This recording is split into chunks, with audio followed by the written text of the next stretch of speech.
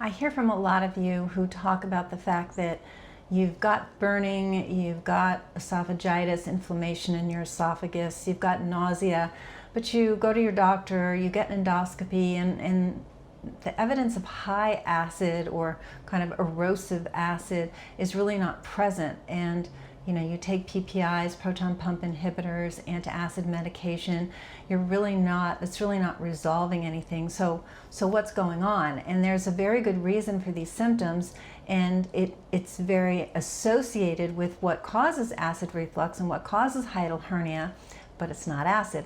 So let's jump into it. First of all, I want to go through the symptoms. So you have burning, you have nausea, especially after fatty meals, but not only after fatty meals, a bitter taste in your mouth or at the back of your throat. So it's just that, it's not in the mouth, but at the back of your throat, just like there's this bitter kind of feeling, taste, but can't quite describe it.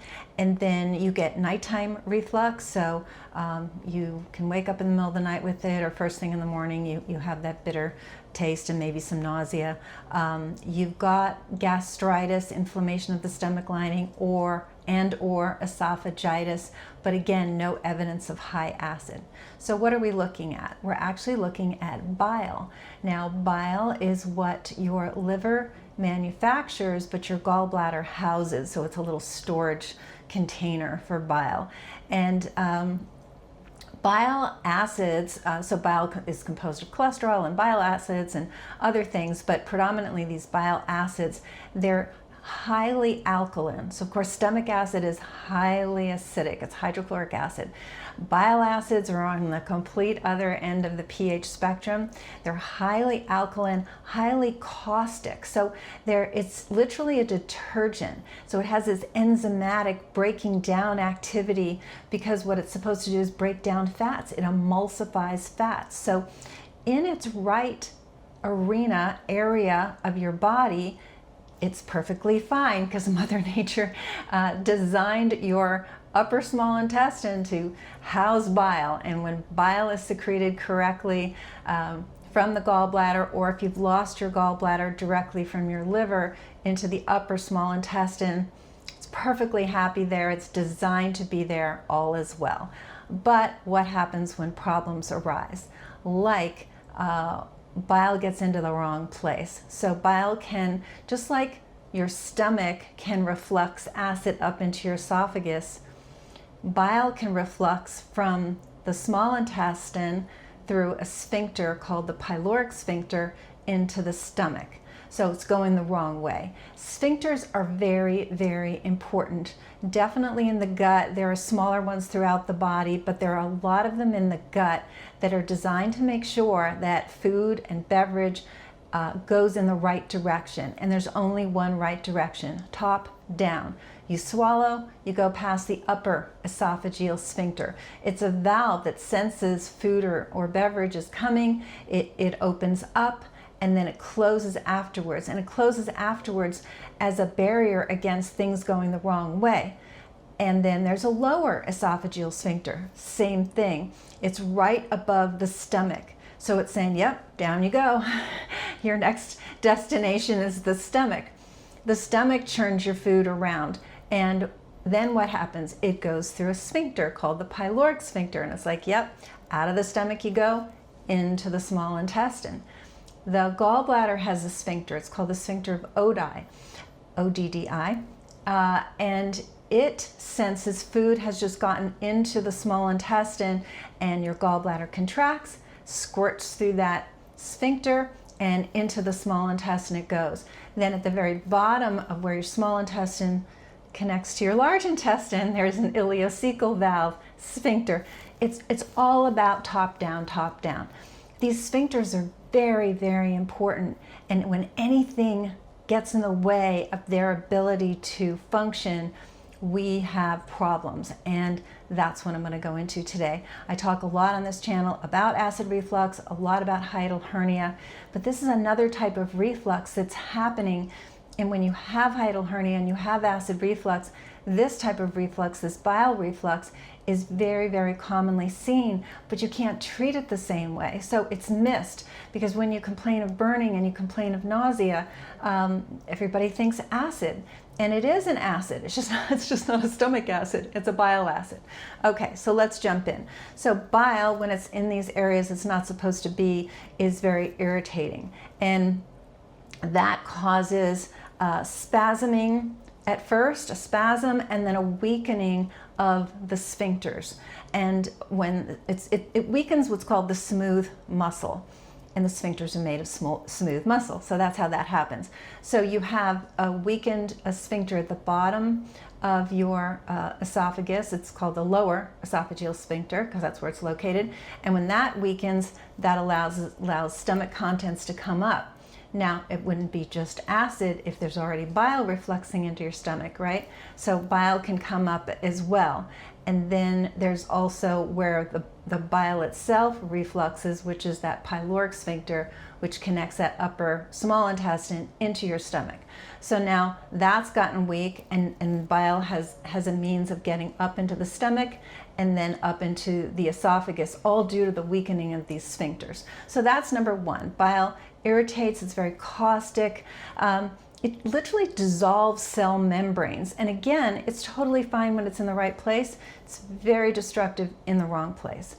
It also disrupts part of your nervous system. So you have a special nervous system in your gut called your enteric nervous system, but enough to know that it's altering reflexes and it's sensitizing nerves. So if somebody's sensitized nerves on your skin, it's kind of like if you've got a bad sunburn, you know, you're sensitized. So things like even cold water, if you have a really bad sunburn, everything hurts. The nerves are very sensitized.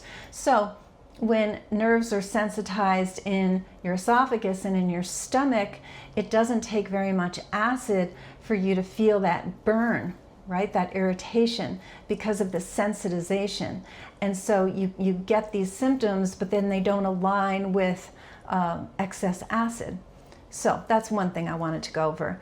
And then, so the sphincters get weakened, and then backup occurs, and you get this vicious cycle, because what happens is bile acids slow motility. So you've maybe heard of gastroparesis. If you just think of paralysis, gastro just means your stomach. So if your stomach, it's not completely paralyzed, it's slowed. So the rate of emptying. We also, in addition to these beautiful sphincters, we have sort of a timing of things, and there's a normal motility. If you've ever gotten like a pill stuck in your throat or a piece of food stuck in your throat, all of a sudden it's called peristalsis, the activity of moving things through the gut. And it's this sort of snake-like motion that pushes things down. All of a sudden, if something's stuck, now our motility is off, right? The normal speed of things happening is not. So bile can cause stasis, a slowed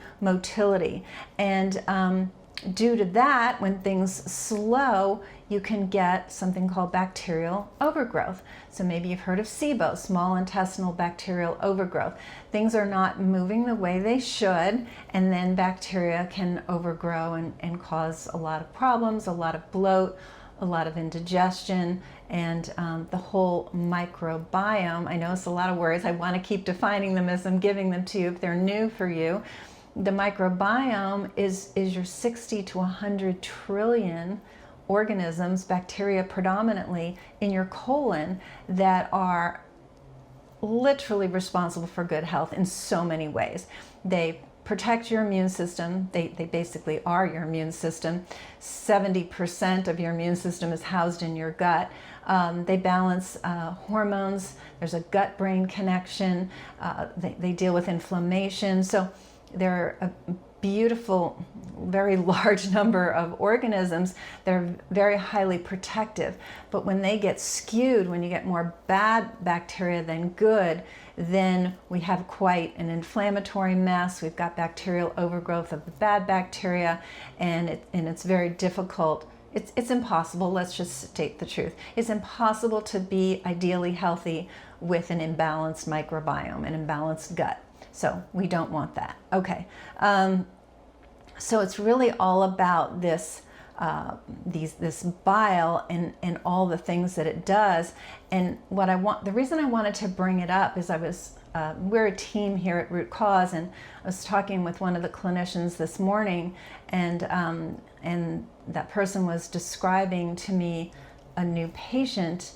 And this person, the patient, the gentleman, had his gallbladder removed. And when you've had your gallbladder removed, it's certainly not impossible to be healthy, but you have to work a bit harder, because the normal production is that the liver produces bile, but the gallbladder houses it, and then the gallbladder senses food is coming, leaving the stomach, going into the small intestine, and it contracts. And the bile goes through that beautiful sphincter into the upper small intestine, and it's right there when it's needed. When you've lost your gallbladder, that ability to then house and provide as needed, sort of on call gallbladder bile production has been lost. And all that the surgeon can do when he or she removes your gallbladder is just have a steady flow of bile coming into your small intestine. So that steady flow, whether it's needed or not, really opens the door for, if you have other imbalances, other sorts of inflammation, pressure, constipation, poor diet, bacterial overgrowth, dysbiosis, again, imbalance of good bacteria versus bad bacteria, things that are very prevalent due to our diet and lifestyle here in our country. It's very easy for that steady flow of bile to have the pressures push on it so it goes in the wrong direction. It's not impossible when you have a gallbladder, definitely, but it's more common when you don't, and then there's a lot of people that don't have a gallbladder. So what's the moral of the story? The moral of the story is that we need to get our valves working more optimally, and the way we do that is to tone them as much as you can, and that happens from balancing your vagus nerve, balancing your gut to the degree that we don't have these pressures. I talk a lot about the stomach having pressure on it, and that pressure is coming from inflammation surrounding the stomach in the gut. And what that pressure does is as the stomach is pressured, then acid and or bile, as we've been discussing, can then go up the wrong direction. So we're diminishing inflammation is the easiest way to say it, and we're looking at all the factors. Do we have fatty liver? Do we have obesity? Do we have too many bad bacteria in the gut?